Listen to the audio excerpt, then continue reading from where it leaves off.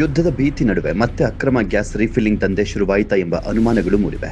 ನಿನ್ನೆ ತಡರಾತ್ರಿ ಆಹಾರ ನಿರೀಕ್ಷಕರ ತಂಡವು ಹುಬ್ಬಳ್ಳಿಯ ಸಿದ್ದೇಶ್ವರ ಪಾರ್ಕ್ ಸಮೀಪದ ಶಿವಸಾಗರ ಹೋಟೆಲ್ ಮೇಲೆ ದಾಳಿ ಮಾಡಿತು. ದಾಳಿಯ ವೇಳೆ ಅಕ್ರಮವಾಗಿ ಸಂಗ್ರಹಿಸಿಟ್ಟಿದ್ದಂತ ಸುಮಾರು 25 ಗ್ಯಾಸ್ ಸಿಲಿಂಡರ್ಗಳನ್ನು ವಶಪಡಿಸಿಕೊಂಡಿದ್ದಾರೆ. ನಮ್ಮ ಯಾತ್ರಿ ಕರ್ನಾಟಕದ ನಂಬರ್ 1 ಮೊಬಿಲಿಟಿ ಆಪ್ ಈಗ ಹುಬ್ಬಳ್ಳಿ ಧಾರವಾಡದಲ್ಲಿ ಈಗಲೇ ಡೌನ್ಲೋಡ್ ಮಾಡಿ. ಆದರೆ ಈ ಗ್ಯಾಸ್ ಯಾವ ಏಜೆನ್ಸಿಗೆ ಸೇರಿದ್ದು ಅಥವಾ ಯಾವ ವಿತರಕರಿಂದ ತರಲಾಗಿದೆ ಎಂಬ ಮಾಹಿತಿ ಇನ್ನೂ ಸ್ಪಷ್ಟವಾಗಿಲ್ಲ.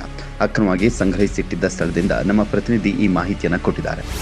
ಇದೇನು ಯುದ್ಧದ ಭೀತಿಯಲ್ಲಿ ಏನು ಗ್ಯಾಸ್ ಅಭಾವ ಏನು ಕಂಡು ಬಂದಿದೆಯಲ್ಲ, ಇದೇ ಗ್ಯಾಸ್ ಅಭಾವದ ಆಧಾರದ ಮೇಲೆ ನಿನ್ನೆ ಆಹಾರ ಅಧಿಕಾರಿಗಳು ಸಿದ್ದೇಶ್ವರ ಪಾರ್ಕಲ್ಲಿರುವಂಥ ಒಂದು ಏನು ಇದು ಶಿವಸಾಗರ ಅಂತ ಏನು ಹೋಟೆಲ್ ಇದೆಯಲ್ಲ, ಈ ಹೋಟೆಲ್ ಮೇಲೆ ದಾಳಿ ಮಾಡಿದಾಗ 25ಕ್ಕೂ ಹೆಚ್ಚು LPG ಸಿಲಿಂಡರ್ಗಳು ಇಲ್ಲಿ ಸಿಕ್ಕಿದ್ದಾವೆ. ಅದು ಅಕ್ರಮವಾಗಿ ದಾಸ್ತಾನು ಮಾಡಿದ್ದೆ ಅಂತೇಳಿ ಏನು ಪ್ರಕರಣದಲ್ಲಿ ದಾಖಲಾಗಿದೆ.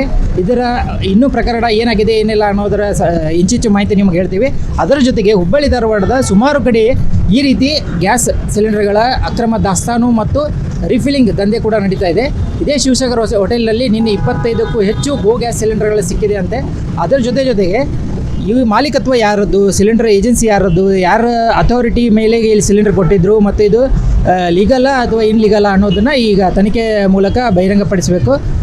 ಅದನ್ನು ನಮ್ಮ ಪಬ್ಲಿಕ್ ನೆಕ್ಸ್ಟ್ನಲ್ಲಿ ನಿಮಗೆ ಇಂಚಿಂಚು ಮಾಹಿತಿ ಹೇಳ್ತೀವಿ. ಈ ಹಿಂದೆ ನಡೆದಿರುವ ದಾಳಿ ಬಗ್ಗೆ ಮತ್ತು ಹಿಂದೆ ನಡೆದಿರುವ ಏಜೆನ್ಸಿಗಳು ಯಾವ ರೀತಿ ಈಗ ಕಾರ್ಯನಿರ್ವಹಿಸ್ತಾ ಇದ್ದಾವೆ, ಎಷ್ಟು ಗ್ಯಾಸ್ಗಳನ್ನು ವಿತರಣೆ ಮಾಡ್ತಾ ಇದ್ದಾರೆ, ಇವೆಲ್ಲ ಸುಮಾರು ರಾತ್ರಿ ವೇಳೆಯಲ್ಲೇ ನಡೆಯುವಂಥ ಕೆಲಸಗಳಾಗಿದ್ದಾವೆ. ಈ ಹಿಂದೆ ಏನಾಗ್ತಿತ್ತು, ಬೆಳಗಿನ ಜಾವ ಸಿಲಿಂಡರ್ಗಳನ್ನು ಕೊಡ್ತಿದ್ರು. ಸಿಲಿಂಡರ್ ಅಭಾವ ಆಗಿರೋ ಕಾರಣದಿಂದ ರಾತ್ರಿ ವೇಳೆ ಕೂಡ ಸಪ್ಲೈ ಮಾಡುವಂಥ ಒಂದು